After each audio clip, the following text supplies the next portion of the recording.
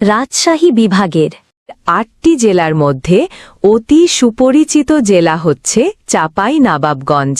বাংলাদেশের গুরুত্বপূর্ণ স্থলবন্দর, গৌড়ের রত্ন, সুলতানি আমলের সোনা মসজিদ, কাঁসা পিতল শিল্পের ঐতিহ্যবাহী আমের রাজধানী নামে খ্যাত এই জেলায় আন্দোলনকারীর আরেক নাম ইলা মিত্র।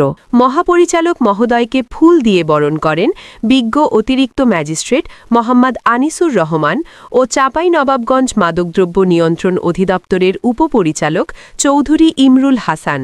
মাদক একটি নীরব ঘাতক, যা নিঃশব্দে ধ্বংস করে দেয় একটি পরিবার, একটি সমাজ এবং একটি সম্ভাবনাময় প্রজন্ম। এই ভয়াল বাস্তবতার বিরুদ্ধে রাষ্ট্রের সুস্পষ্ট অবস্থান মাদকমুক্ত বাংলাদেশ।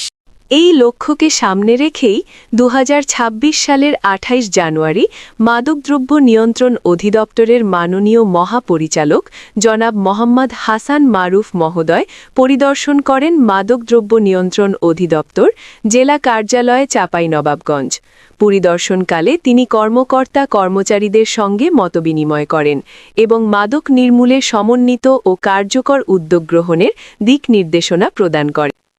মহাপরিচালক হাসান মারুফ মহোদয়কে গার্ড দিয়ে নামো শঙ্করবাটি উচ্চ বিদ্যালয়ে নিয়ে যায় জেলা মাদকদ্রব্য নিয়ন্ত্রণ অধিদপ্তরের কর্মকর্তা।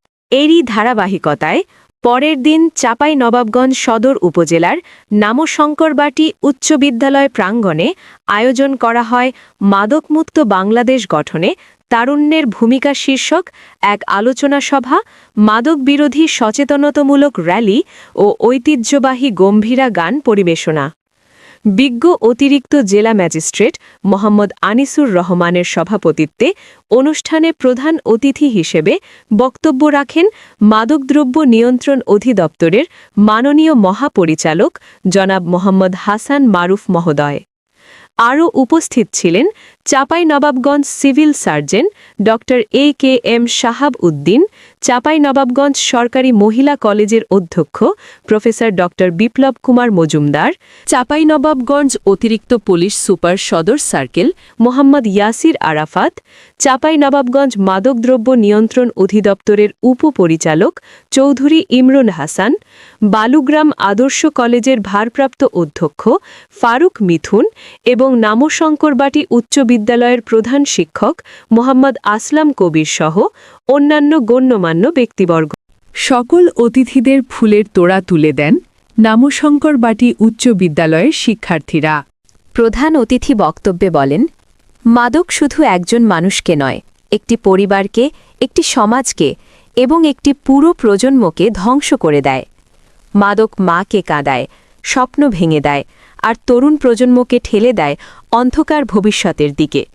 তিনি আরও বলেন, নানাবিধ সীমাবদ্ধতার মধ্যেও মাদকদ্রব্য নিয়ন্ত্রণ অধিদপ্তর নোডাল এজেন্সি হিসেবে দিন-রাত নিরলসভাবে কাজ করে যাচ্ছে।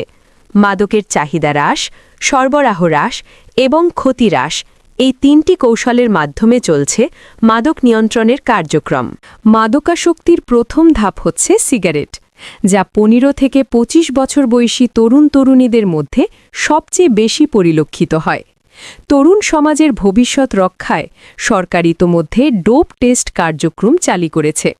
তিনি স্পষ্টভাবে বলেন, মাদক গ্রহণ করলে শিক্ষা ও কর্মজীবনে তরুণদের সামনে বন্ধ হয়ে যেতে পারে অগণিত সম্ভাবনার দরজা। তিনি জোর দিয়ে বলেন, শুধু আইন প্রয়োগ করে মাদক সমস্যার স্থায়ী সমাধান সম্ভব নয়। এর জন্য প্রয়োজন পরিবারের সচেতনতা, শিক্ষা প্রতিষ্ঠানের ভূমিকা এবং সামাজিক আন্দোলন। অনুষ্ঠানে মেধাবী শিক্ষার্থীদের হাতে মাদক বিরোধী স্লোগান সংবলিত শিক্ষা উপকরণ তুলে দেওয়া হয়। ৫ শতাধিক শিক্ষার্থীর কণ্ঠে উচ্চারিত হয় মাদক বিরোধী শপথ। হাসান মারুফ মহোদয় শপথ পাঠ করান। চাঁপাইনবাবগঞ্জের ঐতিহ্যবাহী গম্ভীরা গানের মাধ্যমে মাদক বিরোধী বার্তা পৌঁছে যায় সবার হৃদয়ে।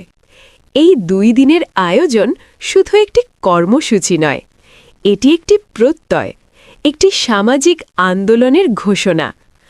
মাদকমুক্ত বাংলাদেশ গড়তে আজকের তারুণ্যই আগামী দিনের সবচেয়ে বড় শক্তি। এই লড়াইয়ে আমরাই হব পরিবর্তনের কণ্ঠস্বর।